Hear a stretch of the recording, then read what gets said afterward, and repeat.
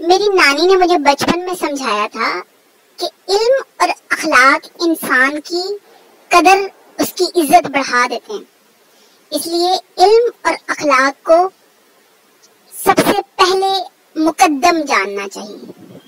اس کے لیے محنت کریں، اسٹرگل کریں، انسان کی عزت اسی میں ہے. اور پھر میں نے ایسا ہی کیا، بہت علم سیکھا، بہت خوش اخلاق ہونے کی کوشش کی اور خوش اخلاقی کا مظاہرہ کیا، لیکن کوئی عزت نہ ہوئی، کسی نے منہ نہ لگایا. پھر میرے ذہن میں ایک خیال آیا تو میں نے بہت محنت کی.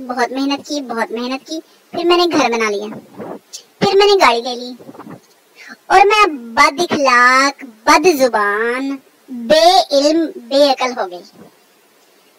اب لوگ میری عزت کرتے ہیں، منہ لگانا کیا، میری عزت کرتے ہیں.